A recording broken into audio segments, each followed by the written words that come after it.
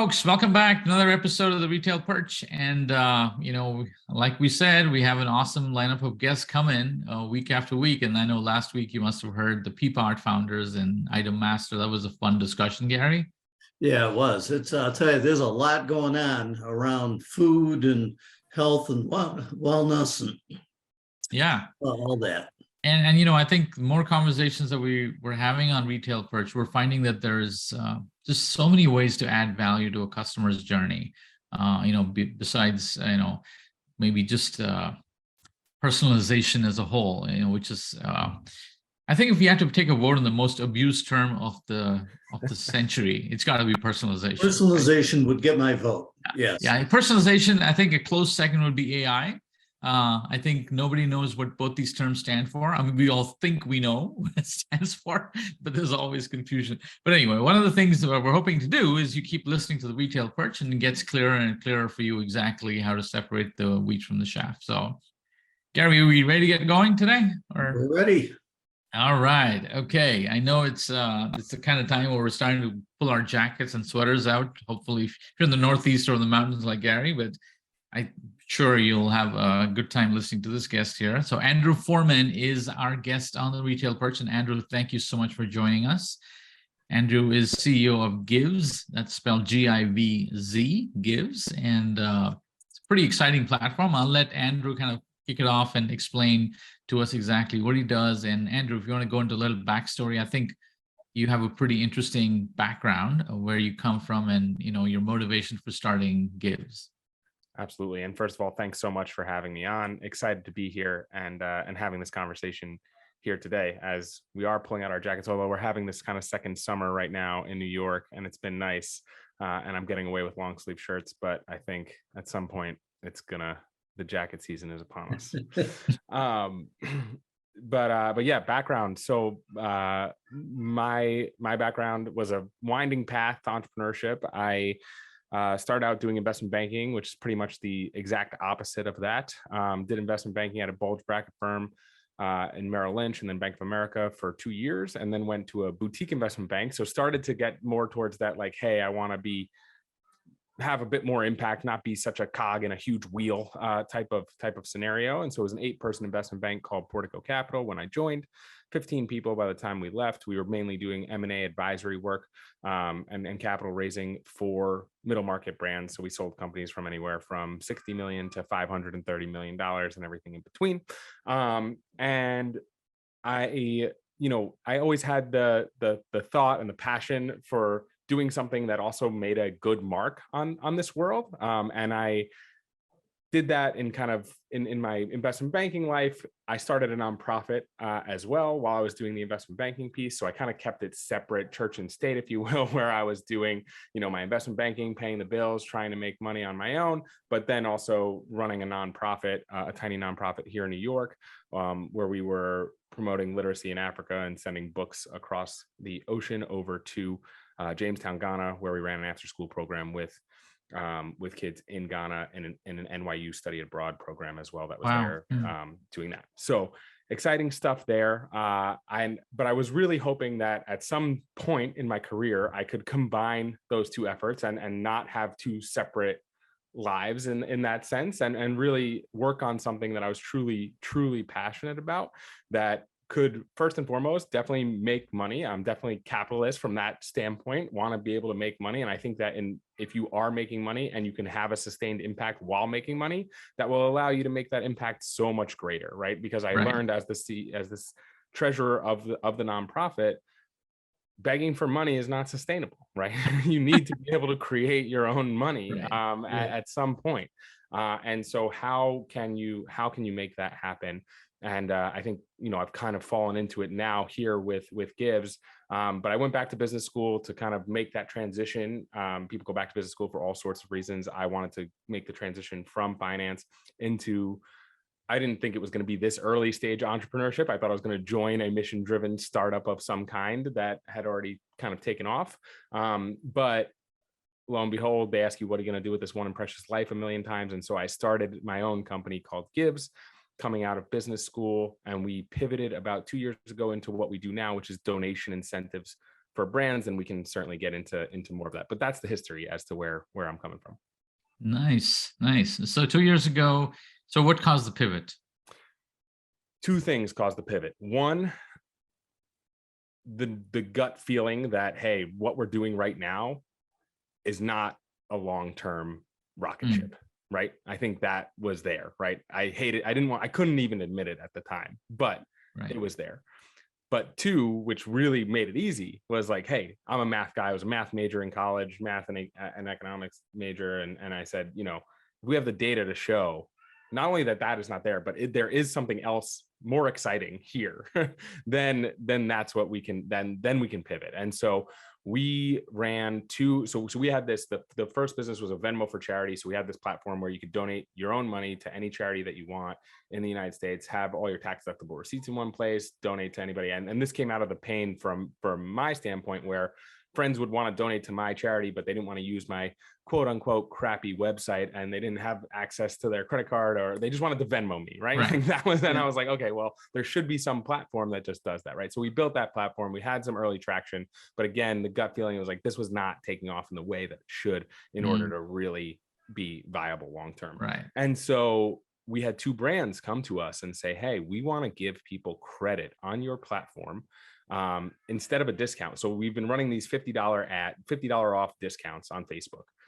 They're working, but we want to try $50 to give to a charity of your choice instead. And like, that's really hard to execute on, but what if we just give them $50 in Givz credit, and like, could that work? And I was like, great, let's try it, right? This is like a gift wallet where you accumulate gift money that you have to only send to charity. Yeah, you can only give it to a charity, okay? And so they ran an A/B test on Facebook, and they did their normal creative, here's $50 off. And then the second A/B test was, hey, here's $50 to give to any charity you want if you sign up for our services right now. 20% lift in conversion rate. Wow. $50 to give to charity. And I was like, whoa. And then I had a friend who ran a handbag company. I said, hey, look at these results. I had access to their Facebook. So I was like, look at these results that these guys are having. Can you try to send a coupon code out like via email? Let's do an email A/B test. Same thing. Here's a specific coupon code for $40 off handbag, specific coupon code for $40 to give to a charity of your choice if you use that coupon. 18% lift. Oh, better than a discount. Than a discount. And I was like, okay. Pivot the company, whole thing. Immediately, this is what we do now. This is what we're meant to do. And that was the aha moment. So hang on. So let me spell this out. So instead of giving a discount, the brand instead says, hey, I'll put the $10 towards a charity and you get to choose which charity that goes to. Correct. Got it.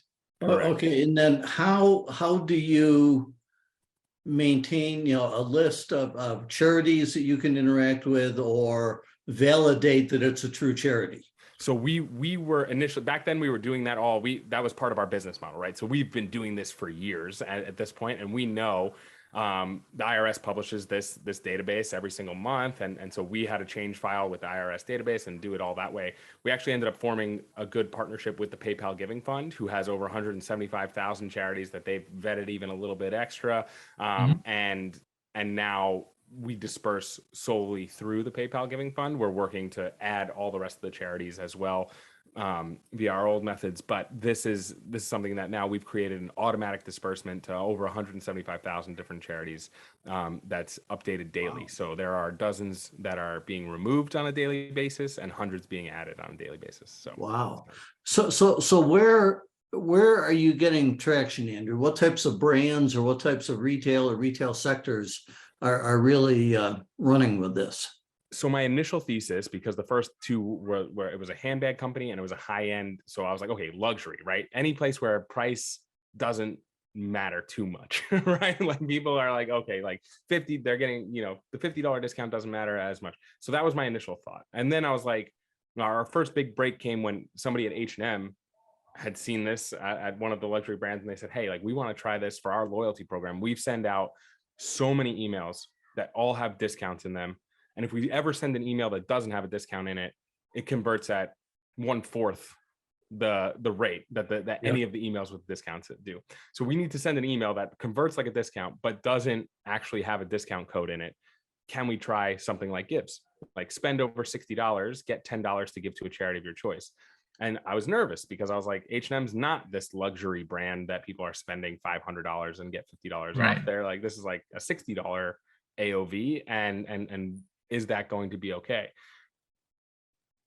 Worked exactly as we drew it up, right? It said it actually performed, and in their words, immaterially better, still better, but immaterially better. So the same as a discount, but it didn't have a discount code in it. And so people were buying at full price. If they pulled the discount code from somewhere else, okay, but they had to spend over $60, and then they got their $10 to give to charity. And then the key for them was they're targeting, the younger generations, and that email that they sent out to people that said, hey, here's your $10 to give to a charity that you care about, was the most opened email that H&M had sent, period, that year. So are there are there tax implications for the brand that's supporting this gift card discount? Yeah. So the tax implications are, so it's interesting on this side. It's beneficial for the brand to do it this way, in terms of they book a lot more revenue, right? If you're booking $10 more of revenue every single time somebody's doing this, versus a $10 off type of deal. And then because it's just a gift that you're giving to people, they didn't like buy this $10 donation or anything like that. They didn't buy a gift card for services. You are just giving them $10 to give to whatever charity they want. It can expire in whatever time frame you want. So generally it expires after 14 days.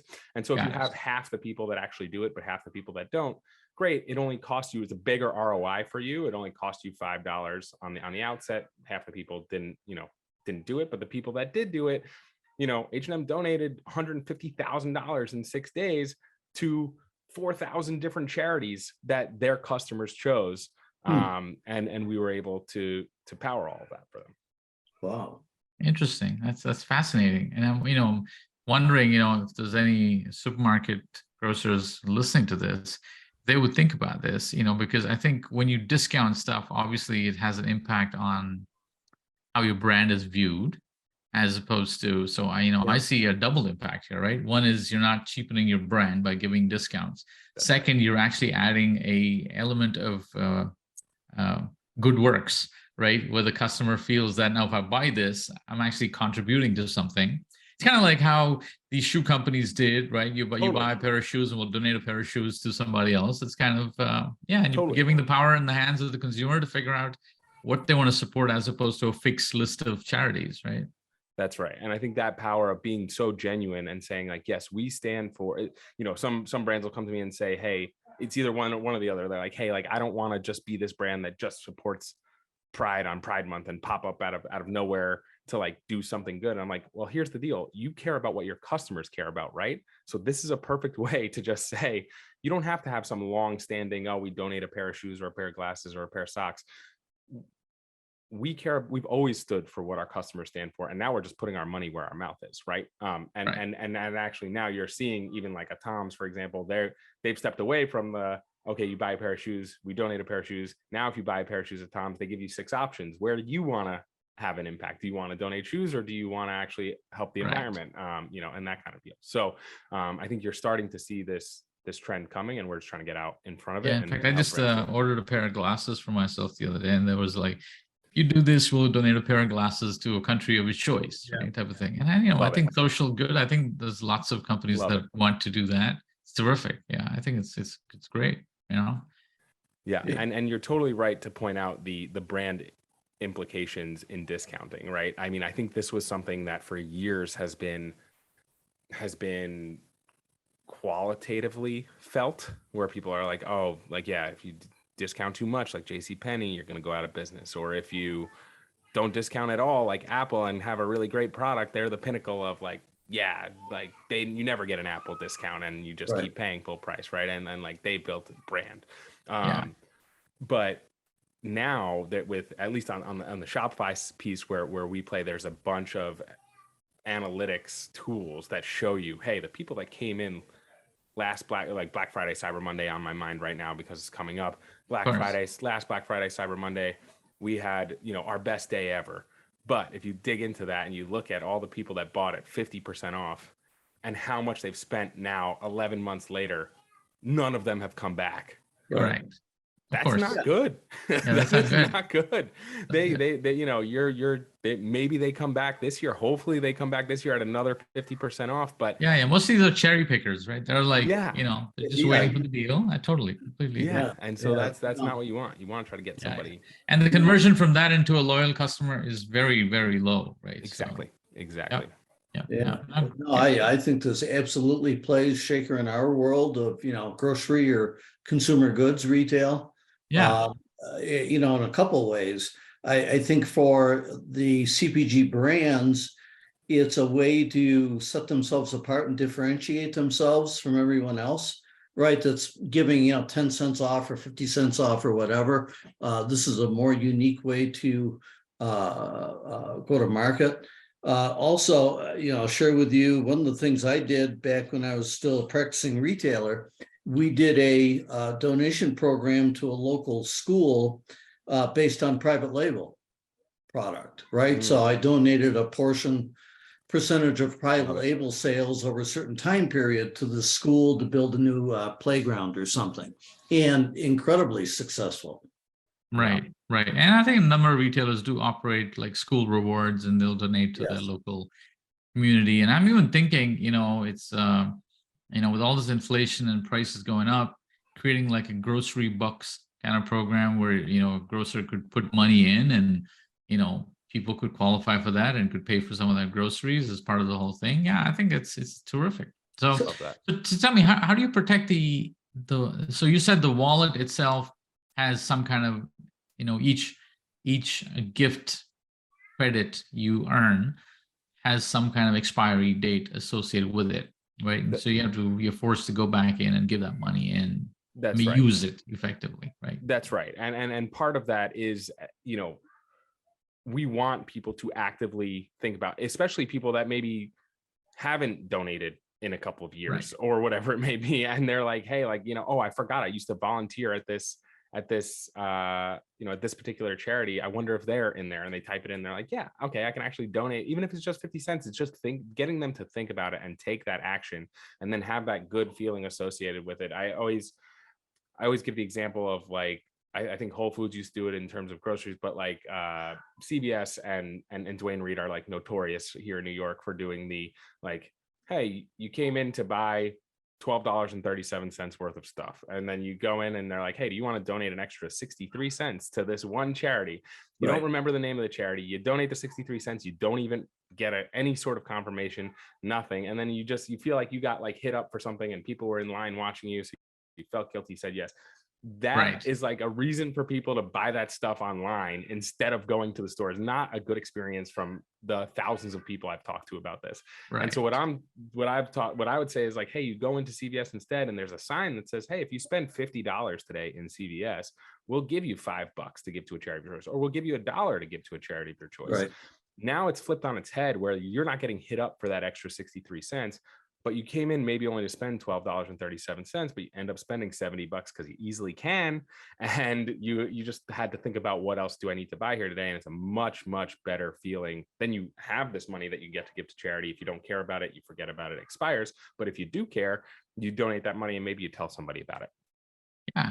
Yeah. No, that's a terrific idea. So how do you protect this? So when somebody signs up, they create kind of an account on Givz where they can store their gift credit, I guess? Yeah, so there's a couple of different ways. We tried to make it now as streamlined as possible. So back in the early test days, right, people were getting they had their own accounts on Givz, and we still have that infrastructure built, but it's now stowed away. And so people do have their own profiles on Givz, but they're not really accessing them at this moment. Right now, it's purchase by purchase. So you make a qualifying purchase, you go to Terez and spend over $300 on online on their store, you get $20, a real $20 to give to whatever charity that you want to give to. That shows up right on the thank you confirmation page, and you're able to donate right there. We're actually building. Okay. So it's tied in with the transaction. Tied in with the transaction, and it doesn't have to be a transaction. It can be, we had a high-end tequila brand that said, post a picture of yourself enjoying, our tequila, and use a specific hashtag so that we can find you, and we'll DM you $10 to give to a charity of your choice, right? But it's it's immediate right now, and coming Got it. So it's soon. not aggregated in one spot. It's okay, retailer by retailer. Integrated into the different retailers or brands, e-com sites, and That's yeah. right. And it is ultimately going to be linked via email as your unique identifier. So you get a receipt after. So to close the loop, you spend this $300 at Tara's, you get $20 to give to a charity. You pick Memorial Sloan Kettering Cancer Center because you have a family member there or whatever it may be. You get a receipt that says, hey, Tara's is actually donating this $20 from Givz, that says like, hey, here's the third party validation. This didn't just go into the ether. This $20 is going to Memorial Sloan Kettering. And Oh, so you get the tax receipt? no, well, on the receipt it does say you cannot Okay. write this off on your taxes. You Right, did not right. make the Okay, donation. got it. Yeah. But it is That would be just the to brand, I close- would think. to- right? yeah, just to close the loop. Right. You get the receipt. You are and the then- executor of this gift. Yeah, Yeah. you directed this, Yes. and the money is No, actually I mean going it's there. for a good cause. Come on, I think that's terrific. Yeah. That's wonderful. So where exactly? Where do you see this going? So we were actually just talking about this in a product meeting earlier today, where we have some bigger companies that aren't necessarily like Shopify-esque or even retail, right? We just closed a deal with Betterment, who's on the financial advising side of things, right? So you deposit money into your SRI portfolio with Betterment, you'll get money to give to a charity of your choice. If you make an auto recurring deposits, right, you'll get money to give to a charity. And ultimately, where we're going with this is we want this to be ubiquitous, right? Across this is how brands incentivize people to take the actions that they want them to take. And on top of that, it's not only, hey, brands can spin up these campaigns from wherever they want, whether it's inside of Shopify or outside of Shopify or wherever it is that they want to do this, but now the consumers, the next piece that we're building into that receipt is, hey, click here to see your history, your email's history of all your donations. So you shopped at, shopped at Kroger and then you donated this much money. You shopped at H&M and you donated $10. You shopped at Tara's, you donated $20. And here's all the different places that you've donated over the past. And so, and then where we can go from there is say like, hey, do you want to shop at other places where you can donate to your favorite charity? Here's a whole list of places, and hopefully people start their shopping there. Got it. Yeah. As you continue to scale out, across different retail sectors, the data is going to become more and more interesting and probably more and more valuable. Yeah, I think we sit at a pivotal place. The last piece that we haven't even talked about yet is, so it's a 3 kind of legged stool here where we have the consumers, we have the brands, but the charities, we're just sending money to charities right now, right? And so the amount of charity outreach I actually get, which is ironic because, of course, as the treasurer of a nonprofit, if I was just getting money from this company Givz all the time and broken out by all the different, by the way, we do break it out for all the charities, like, hey, this is how much H&M donated, this is how much, Tara's donated, et cetera. But they obviously reach out to us and they say, hey guys, like, how do we get more of this? How can we talk to some of these brands? So I want to ultimately facilitate that conversation to be happening as well. We've done it a few times one-off in terms of me actually, they're saying like, hey, we're looking for a really cool charity to highlight during Black History Month. And I'm like, okay, well, I know this charity. And I can make that so happen, hang on. So what's your business model then? So our business model is we charge the brands. So right now it's a SaaS fee to the brands to be working with us. And then depending on the size of brands, so for the smaller brands, they have trouble paying upfront SaaS fees. And so they're like, hey, can you just charge this as like On a per, on donation side of things? And so we charge them on per donation. Got it. That's very cool. And so right now, what's the type of businesses you're focusing on? Is mostly consumer brands, fashion? So retail? anything direct to consumer is generally what we're focused on. We would love to break into kind of this more in-store type deal, and we're building not only Shopify POS but other point of sale system integrations that aren't just Roundup, right? We should probably need to build the Roundup piece too because people like it, but again, from our standpoint, it should be incentive based, and we've seen it work now in store.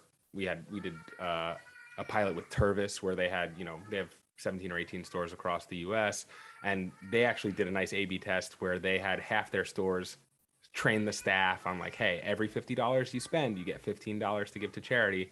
And they saw huge upsells in those stores. And then the stores where they didn't train the staff to like talk about that, they, status quo, right? And so I think that is really cool. And on top of that, we also got a lot more emails when people were like, it was like, hey, like, do you want to sign up for our loyalty program?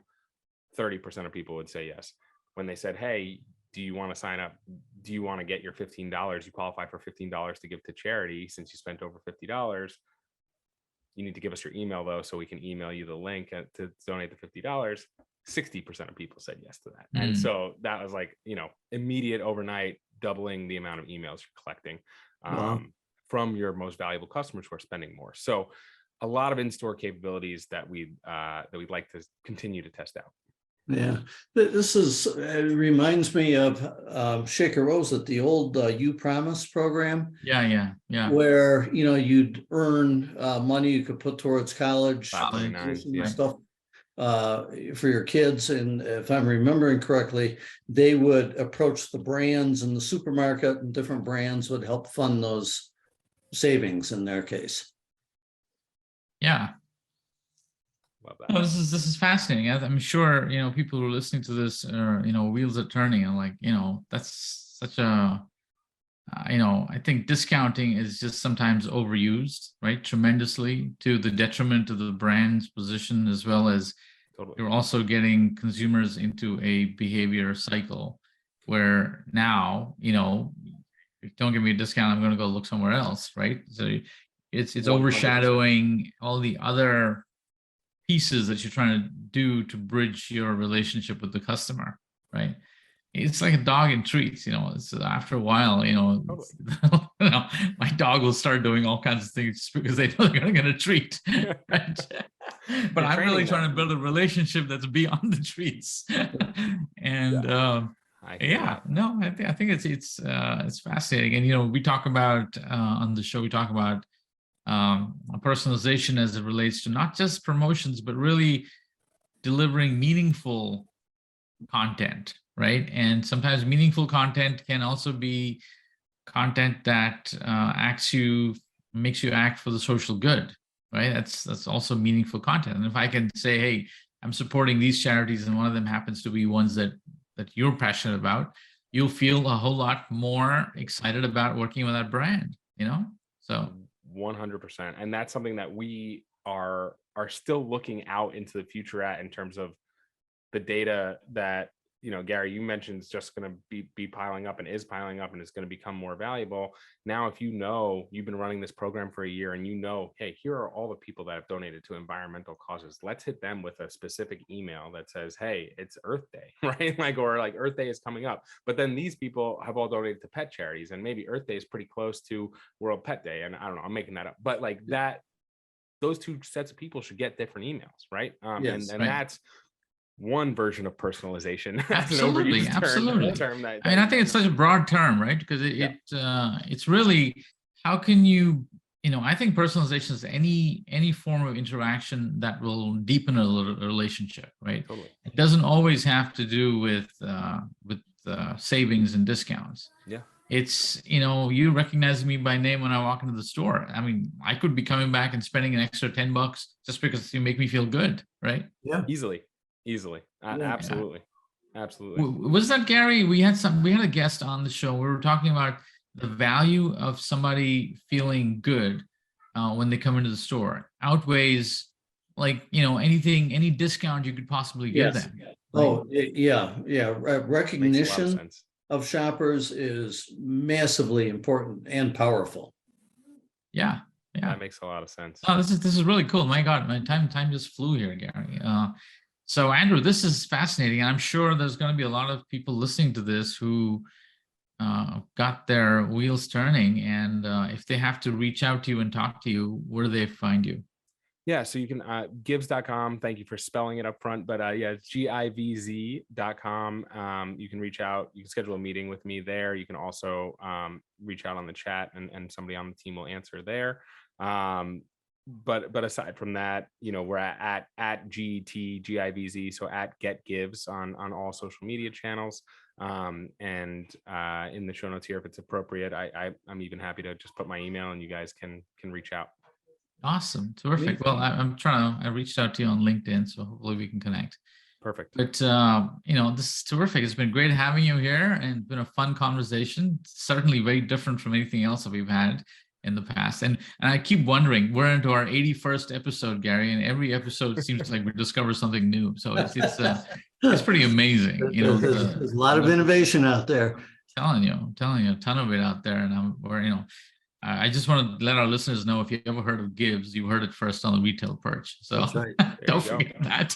But it's been great having you, Andrew. And you know what? If you send your mailing address to Stephanie, who actually produces the show for us, she'll send you a Retail Perch coffee mug. So great. That's our give back to you. I love it. Sounds great. No, but this has been very fun. I really appreciate you all taking the time, and it's been a pleasure. Make sure to join us every Monday and connect with us at the Retail Perch on Instagram and Facebook. And if you have any questions, feel free to email us at theretailperch@birdseye.com. Until next time, this is Shaker. And this is Gary signing off.